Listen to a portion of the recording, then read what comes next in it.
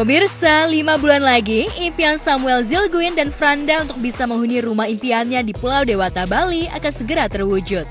Pasalnya, rumah yang kini dalam tahap pembangunan sudah mencapai 60%. Rumah dengan konsep open space dan modern lux dengan nuansa Bali memang sudah menjadi impian Samuel dan Franda sejak lama. Lantas, apa alasan Samuel memilih Bali untuk menjadi tempat tinggal? Oke, berapa persen ya? Mungkin 50-60 kali ya. Harusnya sih udah segitu karena tinggal sisa 5 bulan lagi sih dari deadline ya.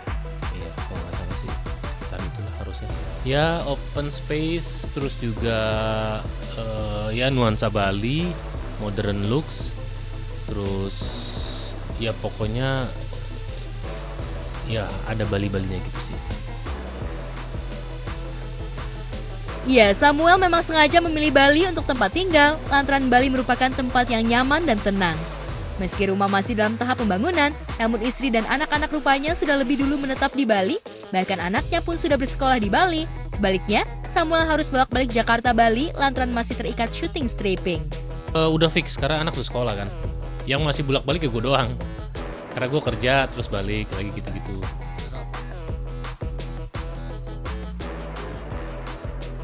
Harus tinggal terpisah dengan anak dan istri, namun Samuel tetap menjaga komunikasi dengan istri dan anak-anaknya. Samuel selalu menyempatkan melakukan video call dengan anak-anaknya saat jam makan siang dan malam, meski dirinya tengah menjalani syuting. Lantas benarkah sejak tinggal terpisah dengan istri dan anak-anaknya, Samuel memilih pesan makan di luar daripada harus memasak makanan sendiri? Video call, telepon itu harus. Dan memang ada jamnya kayak makan siang, makan malam. Karena cuma di jam itu kan yang gue lebih senggang, banyak waktu, udah itu doang sih. Wah, yang jelas masak bukan pilihan sih, karena di rumah tuh bener-bener gak ada orang, cuman gue doang, jadi ya satu-satunya penyelamat ya geng ijo lah.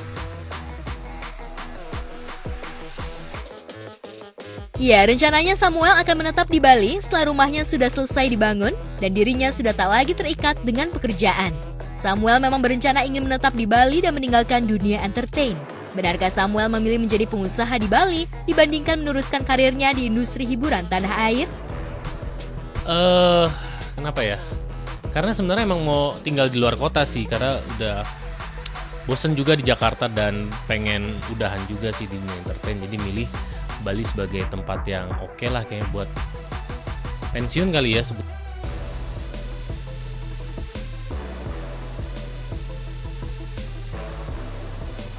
Sementara itu, memiliki anak yang sudah beranjak dewasa membuat Ibnu Jamil harus pintar-pintar meluangkan waktu untuk putranya Muhammad Dovin Maula Jamil. Ya, beberapa waktu lalu Ibnu mengajak Dovin bermain bola di kawasan Senayan bersama rekan selebriti lainnya. Bagi Dovin, sepak bola memang sudah mendarah daging, pasalnya sejak kecil Ibnu sudah memasukkan Dovin ke sekolah sepak bola atau SSB hingga usia 14 tahun.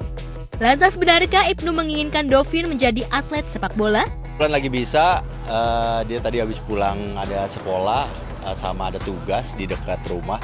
Terus pas ngelihat di rumah ternyata di kamarnya udah ada Dovin, ya udah kita ajakin aja. Pas kebetulan hari ini ada latihan SFC, latihan. Dari kecil dia sempat masuk SSB, terus sampai U berapa ya? Kayaknya 14 deh. 14 dia masih sempat latihan SSB, pokoknya setiap pulang sekolah sama weekend pasti dia latihan bola.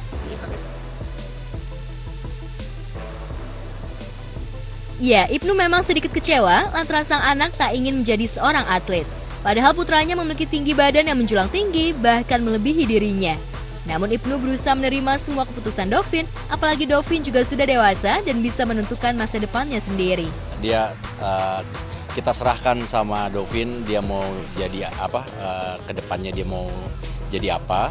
Tapi yang jelas dia udah ada bisikan-bisikan dan saya juga setuju. Jadi dulu waktu pas SD saya tawarin, tapi dia lebih mau sekolah konvensional aja di sini.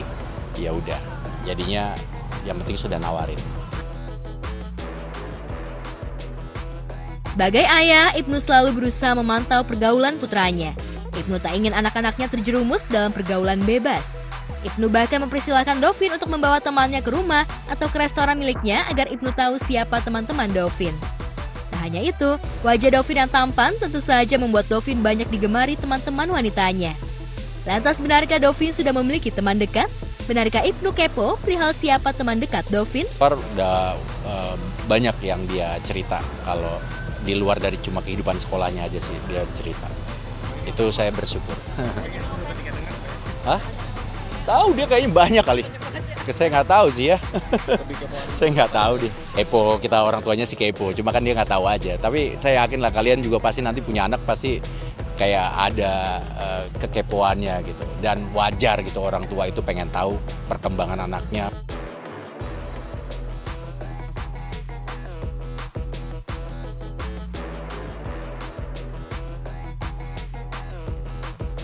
Di sisi lain, duka tengah meliputi keluarga Edric Chandra. Pasalnya Senin lalu, sang ayah Benny Effendi Chandra meninggal dunia di usia 71 tahun.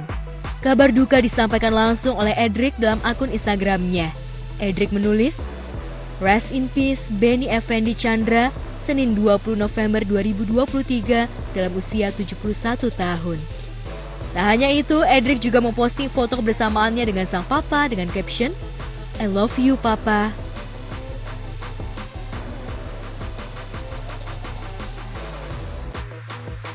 Ya, kepergian sang ayah yang secara mendadak tentu saja membuat Edric dan keluarga dilanda kesedihan, namun Edric berusaha untuk kuat dan tegar. Edric mengungkapkan jika sebelum meninggal, sang ayah sempat pamit untuk tidur siang usai makan, namun tak lama berselang lama, sang ayah tiba-tiba mengalami sesak nafas. Mengetahui sang ayah sesak nafas, keluarga pun langsung membawa sang ayah ke rumah sakit, namun sayang nyawa Benny tak bisa diselamatkan. Lantas benarkah Edric memiliki firasat sebelum kepergian sang ayah? Kalau sakit, papa saya itu kemarin sempat ada stroke, tapi ya sekarang udah jauh lebih baik sih. Terus kemarin terakhir itu sakitnya ya nggak terlalu nothing serius sih sebenarnya, cuma sakit, dibilang kemarin asam uratnya tinggi gitu. Dia habis makan terus dia bilang katanya, iya nih aku mau istirahat dulu, terus tiba-tiba nggak berapa lama udah nggak ada nafasnya, udah nggak ada nadinya, ya udah gitu. Nggak pernah ada firasat sih waktu itu, saya nggak ada kepikiran hal-hal yang kayak gitu. Kepergian sang ayah secara tiba-tiba sempat membuat keluarga kaget. Pasalnya sebulan lalu, sang ayah memang sempat masuk rumah sakit. Namun saat diperiksa, tubuh sang ayah dinyatakan sehat dan tidak ditemukan kelainan pada jantungnya. Hal inilah yang membuat Edric masih bertanya-tanya perihal penyebab meninggalnya sang ayah. Normal. Benar-benar kemarin itu memang kemarin itu 2 minggu yang lalu sempat masuk rumah sakit, tapi semuanya dicek nggak ada yang serius, nothing serius, semuanya bagus, jantung bagus, semuanya juga bagus. Jadi kita berpikir oh ya udah mungkin udah lebih sehat dan lebih baik gitu. Terus tiba-tiba kejadian kayak gini, benar saya kita nggak duga sih.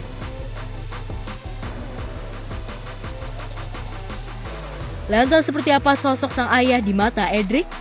Adakah pesan terakhir yang disampaikan almarhum untuk Edric? Kita dibilang dekat, tapi bukan yang kayak setiap hari ketemu atau gimana. Cuma papa itu orang yang mengajarkan saya untuk selalu mengingat Tuhan di dalam setiap langkah saya. Apapun yang saya lakukan itu harus selalu ada Tuhan, yang harus selalu didahului sama Tuhan.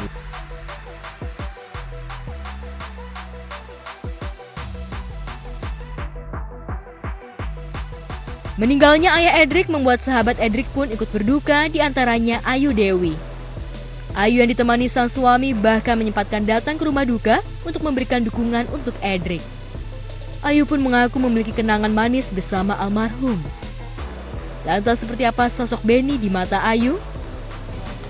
Opa Benny itu orangnya tuh beneran baik, tenang gitu. Sosoknya kan terakhir kali, memang udah lama kita ketemunya tuh, terakhir kali aku ketemu waktu Ebi lahiran Ebi waktu itu. Opa-opa yang sabar gitu, terus ya gitu deh, opa-opa yang nenangin lah kalau tiap kita ketemu. Opa tuh yang keinget tuh cuma senyumnya, ketawanya gitu. Yang terbaik untuk Opa Edric Chandra dan sekeluarga, tante terutama, dan pokoknya juga papa juga sudah tenang.